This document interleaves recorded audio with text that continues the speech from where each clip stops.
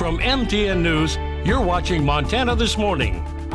Bozeman School Superintendent has been off the job on administrative leave for quite some time. Coming up, what the school board is saying about the future of Bob Connors. The state attorney general orders a dismissal on the lawsuit against the Rocking R Bar. But what does all this mean? I'm Annie Johnson, and don't worry, I'll have a full breakdown coming up. That's a sound you could hear across Livingston today after severe winds caused damage in several communities. Well, happy Friday, Southwest Montana, 6:30. We're in the bell lap of this Friday edition of Montana This Morning. Chet Lehman, Matt Elwell with you here. Not a bad morning out there if you have your coat, your hat, and your gloves. It's chilly. You're not going to be sprinting around a whole lot in these temperatures. It is cold. It's icy in a few areas, especially the side streets. The good news is we are going to see warmer temperatures by the afternoon. Most areas sitting into the teens, maybe some 20s, 12 below out toward West Yellowstone. We are watching the potential of a few showers as you get into the evening. I don't think it's going to be a game changer for us, but we may see some rain showers switching over to snow as you head into the mid-evening. I don't think that we're looking at a lot of accumulation, but the timing is a little unfortunate as you may be dealing with some wet roadways by the time you head into the afternoon. Highs right near the 40-degree mark for today. Clouds building, lighter wind. We'll talk about our chances of snow not only today, but into the end of the weekend. That's coming up in just a few minutes. All right, thank you, Matt. Now 6:31. It's been months since the Bozeman School Board announced Superintendent Bob Connors was placed on administrative leave pending a performance review. Now, MTN News reached out to the Board of Trustees Chair Sandy Wilson, who says trustees are working on a resolution with Connors, who she says is currently still the superintendent. Wilson says she cannot give any more information other than that the board is trying to be as transparent as possible with the public, and they hope to have a resolution soon. In other headlines, there are new developments after what some may have thought was the end of a lawsuit between Gallatin County Attorney and the Board of Health and the Rocking R Bar. But it may be far from over. MTN's Annie Johnson joins us where the lawsuit is now and how that ruling could play out. The state attorney general announced that he will be ordering a dismissal of the lawsuit against the Rocking R Bar and the ruling that was made from that case. The court will authorize the injunctive relief through March 1st, 2021. But the state attorney is trying to overturn the court's ruling and allow the R Bar to stay open past the curfew set by the Gallatin County Health Department, saying the rule defies common sense. This type of government overreach is devastating to Montana workers and small businesses and will not allow overzealous local governments to hold Montana businesses and their employees hostage. But Gallatin County Attorney Marty Lambert says otherwise. In a statement, the county attorney says the attorney general may lack authority to order and direct a county attorney to dismiss a case where a local government entity and not the state of Montana is the plaintiff. In other words, it may not be in the attorney general's authority, and the state isn't listed as a plaintiff, according to Lambert. Lambert also addressed the state attorney's remarks about Governor Gianforte's directive, removing restrictions on hours of operation for businesses, calling the remarks bellicose, and saying local health authorities may enact rules or orders more restrictive than the governor's. So as of now, it becomes a waiting game to see whose side the law will rule in favor of. We caught up with the owner of the Rocking R Bar moments after the dismissal was announced, and here's what he had to say about the decision. I feel really good about it. I'm very thankful for our Attorney General, Austin Knuchin, for his decision. Obviously, I think he made the right decision. Also grateful for Greg Gianforte and his administration with common sense COVID laws. I spoke with Mike earlier, who is out of town on vacation, and he said that he does plan on abiding by the governor's directive until it goes into effect, and then he will look to extend the hours of his bar. Reporting in Bozeman, Annie Johnson, MTN News. Now, Gallatin City County Health Officer Matt Kelly, in a response to the governor's new directive, says in part, in Montana, local boards of health have a duty under state law to take actions to protect the public health. Bottom line is that the board's actions remain in effect in Gallatin County. That means closing at 10 p.m., capacity limits for certain businesses, and limits on group size to 25 or less do not change with the governor's announcement. Also, Butte Health Department says it will continue its COVID-19 restrictions of continuing early closing times to bars and casinos at 10 in the evening and limit 50% capacity. Butte Health Officer Karen Sullivan said in part in a statement, COVID-19 remains dangerous in our community. She cited COVID-19 cases per 100,000 population and the community's positivity rate. Sullivan also said if there is improvement, the restrictions will be lightened or lifted. Now, Montana lawmakers are taking testimony on a bill today to allow local authorities to override directives from a Board of Health. It's a reaction to Board of Health measures ordered across the state to prevent the spread of COVID-19. The bill is sponsored by Republican Representative David Beatty of Hamilton.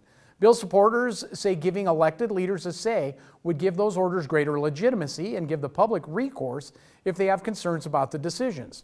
But opponents say health boards and officials have greater expertise and the responsibility for those decisions should stay with them. The legislation is divorcing the responsibility for protecting public health, which would still rest with local boards of health, from the authority to take important actions to do that. That separation of that enormous responsibility from the authority to do anything about it is simply bad management, and it's asking for big problems. This bill does not eliminate the Board of Health. It doesn't strip the Board of Health of any powers, nor does it limit the needed expertise of the members who sit on the Board of Health. Rather, the bill simply gives the citizens the voice they deserve in these important matters. Now, this is one of a number of bills that lawmakers have already heard this session aimed at revising the procedures for implementing and enforcing emergency health orders. More are still expected as well. Well, while impeachment now moves to the Senate, that trial is unlikely to happen after President Trump leaves office. So a number of lawmakers are now discussing the 14th Amendment to potentially penalize the president or even members of Congress for last week's riot at the Capitol. So what is that? Our Joe St. George is on Capitol Hill to explain. By now, you're likely very familiar with the impeachment process. The House votes first, and then a trial is held in the Senate. But the 14th Amendment is very different, and it's also more obscure. So what is Section 3 of the 14th Amendment, which is what has been brought up in recent days? Well, it was added to the Constitution after the Civil War to block anyone who engaged in insurrection from being elected to federal or state office. It's only been used once since 1900 to stop Victor L. Berger, a socialist from Wisconsin, from occupying a House seat in 1919. In this case, it could ban individuals connected with the Capitol riots from running for office again. A simple majority in the House and Senate would be needed to invoke it. Any action would ban specific names of individuals from holding office. A banned politician could be made eligible again if they persuaded 2/3 of the House and the Senate. The amendment could obviously impact President Trump if he is seriously thinking about a 2024 run. It could also impact other Republicans who objected to the Electoral College, like Senator Ted Cruz. One thing that should be noted is that the 14th Amendment has a ton of legal gray area associated with it, and Democrats certainly prefer the impeachment process at this point. If the 14th Amendment would ever come up, however, it would likely result in several legal challenges that would take years. In Washington, I'm Joe St. George. 6:37 now, back here at home. More news this morning on Wednesday's big windstorm. It also hit Mark County pretty hard. Sheriff's Office Facebook page reports 3 homes lost with wind damage and a structure fire. At least 7 different power lines were knocked to the ground. One caused a wildland fire. People were hit by flying and fallen debris with some injuries. Sheriff's Office advised people to be careful sorting through debris and watch for electrical wires that may still be down. Also, those strong winds caused thousands of dollars in damage in parts of Livingston. MTN's Cody Boyer shows us the crews working to clean up fallen trees and damaged property. Now, scenes like this one can be seen throughout the Livingston community, especially here on Geyser Street, where this large tree ripped out of the ground and leaned up against the side of a house. But just a few streets over, more damage like this continued. I don't remember the wind just being that relentless and strong. In Livingston, Thursday morning brought with it the sound of chainsaws. There's trees down all over the place. People lost power. I lost at least one leg of my power. Vickie Roseberry is one of several living along Lewis Street. As she slept, one of 2 60-foot pine trees came crashing down inches from her home. I guess it must have happened in the night. I can't imagine I slept through it. I mean, I was lucky. You couldn't have fallen that tree better. If it had been the other tree, Roseberry says the story would be different. Both trees were there since the 1940s, planted by her great aunt and uncle. They were planted at the same time. It's going to be the same type of root system. This one cleared everything, but that one would be into my house. One property over, another woman narrowly escaped disaster. Another large tree smashed her car moments after she got out of it, damaging her truck in the process. It's pretty sobering how little we are and how big and heavy those things are, yeah. I think Livingston has been confirmed as the windiest city in Montana. Shannon Holmes, the public works director for Livingston, says the amount of damage has brought city crews together with private crews and neighbors just trying to help. We had crews out as late as 10:30 last night dealing with power issues and tree-related issues in Livingston. Holmes adds a recent stroke of luck helped set the stage for fast response in the form of a grant. We actually had crews out on Tuesday and we removed 11 trees. While thousands of dollars worth of damage was caused, no injuries were reported. Roseberry looks at the tree in her backyard and the total car next door, with neighbors helping to clean it up, and says that's how the community of Livingston moves forward, together. Mother Nature, you know, is the tough one, tougher than us. I feel pretty lucky in a lot of ways. In Livingston, Cody Boyer, MTN News.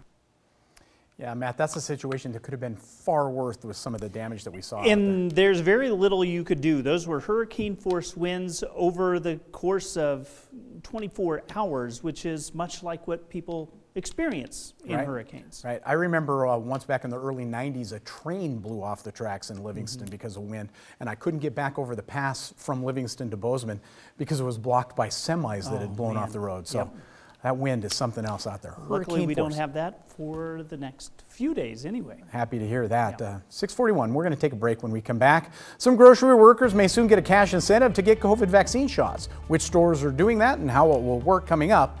But first, here's Anthony Mason with a look at what's coming up at 7 on CBS This Morning.